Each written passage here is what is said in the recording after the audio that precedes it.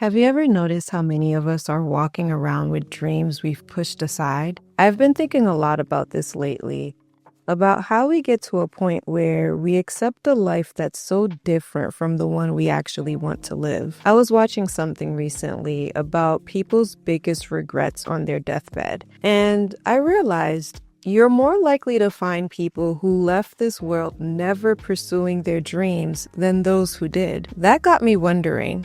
Why do we do this to ourselves? What's really stopping us from creating the life we dream of?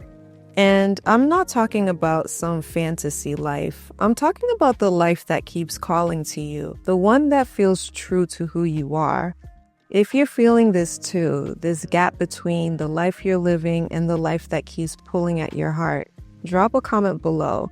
Because I think we need to have a real conversation about what's holding us back and how we can move forward.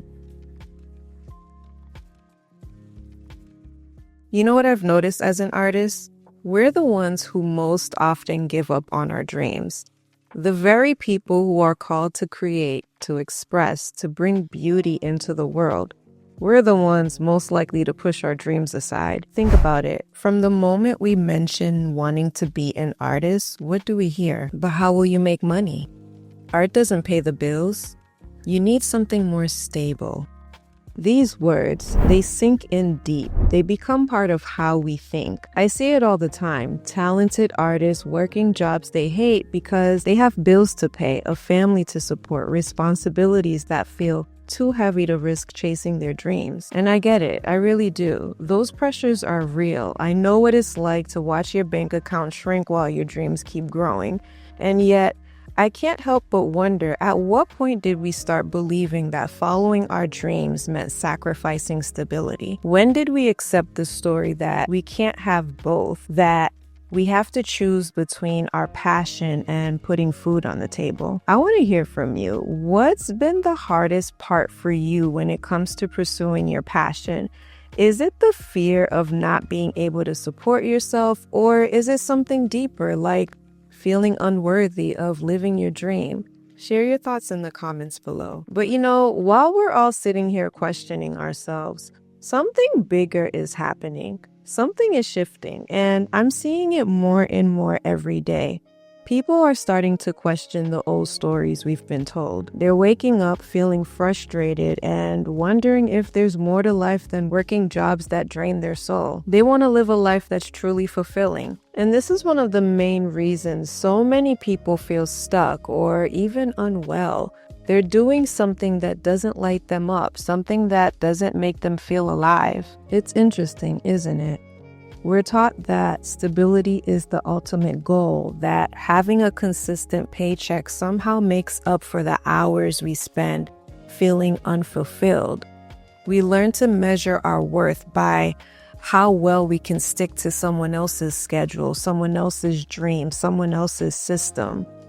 But what if we've got it all backwards? What if the very thing we think is keeping us safe is actually keeping us small? I had to face this question myself almost 10 years ago when I left the 9-to-5 world to become a full-time artist. And yes, I was terrified. Every time I looked at my bank account, I was wondering if I was making the biggest mistake of my life. But it wasn't just about money. It was also about confronting my own fears. Over time, I realized that it wasn't about whether it was possible to make a living doing what I loved.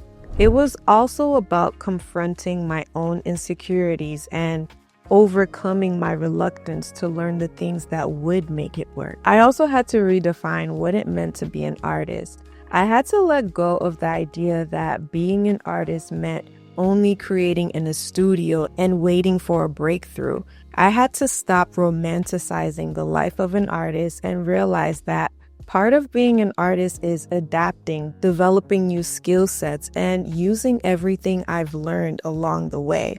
It meant embracing a bigger vision of what being an artist could be. For instance, teaching allowed me to share my knowledge and inspire others. Writing helped me reach people in different ways. Through coaching, I could help other creatives navigate their own journey. And yes, even becoming a content creator here on YouTube something that terrified me at first, became another way to adapt and grow as an artist in today's digital world. See, that's what no one tells you about following your dreams. Sometimes the path isn't straight. Sometimes it means taking your creativity and letting it flow in different directions. It takes courage to step into spaces that scare you to become more than what you originally imagined. But that's where you start living the life you actually want to live. You know, the deeper I went, the more I realized the real work wasn't about becoming a better artist. It was about facing the parts of myself I'd been avoiding.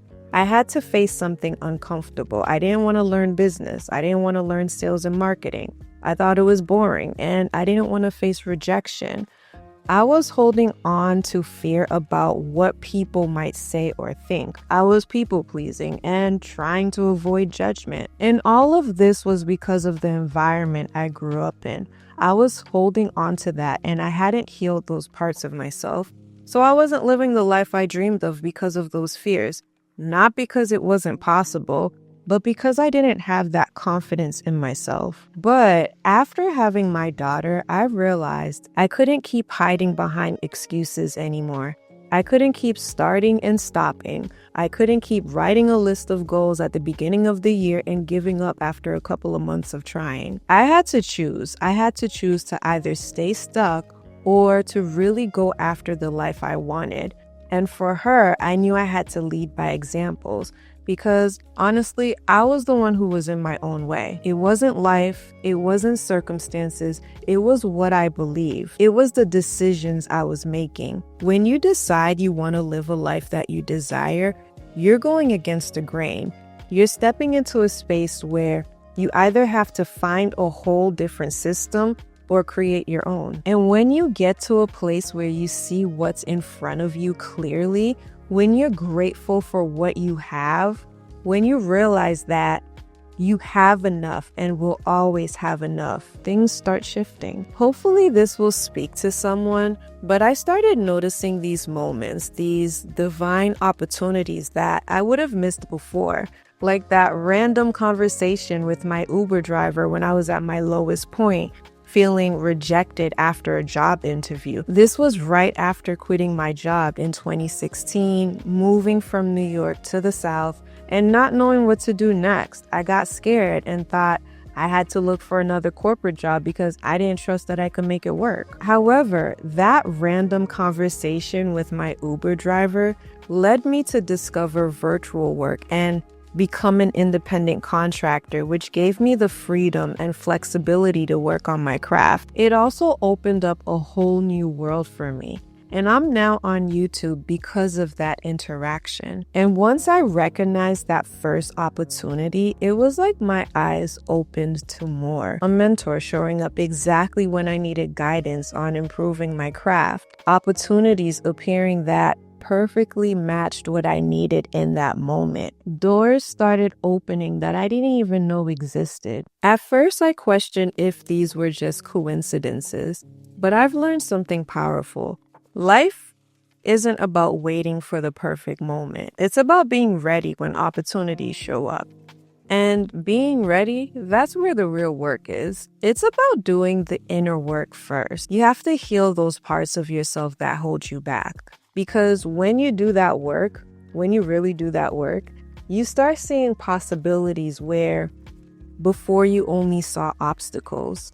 And you know what's beautiful about sharing these experiences here on YouTube? I'm seeing how many of us are on similar journeys. Every comment, every story you share teaches me something new about this path we're on. When you become an entrepreneur, when you start following your own path, it becomes one of the most profound growth experiences you'll ever have. But it's messy. It's probably messy all the way through. But in that messiness, that's where you find yourself.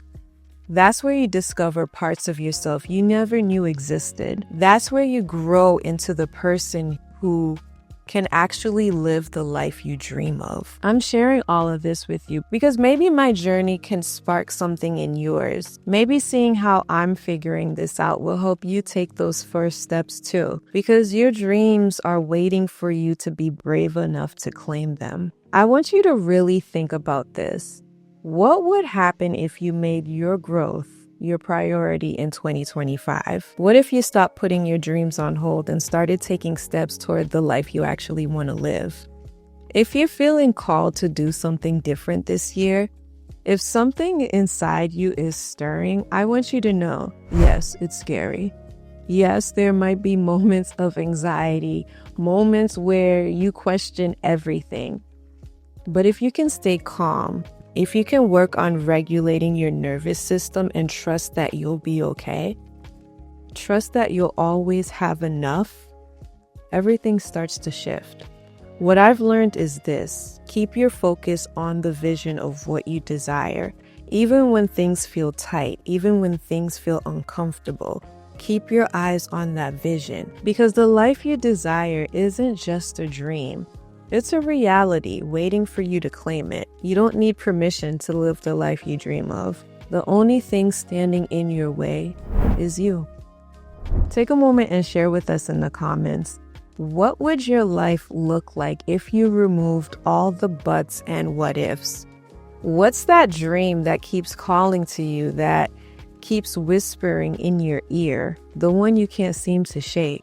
Sometimes just putting it into words is the first step to making it real. Sometimes just acknowledging what you want can change everything. And I'll leave you with this. When you start feeling safe in your own body, when you start trusting your own wisdom, that's when the magic happens.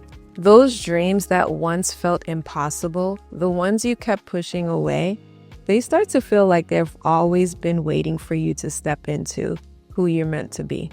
So keep creating, keep believing in yourself, and remember, you were given these dreams for a reason.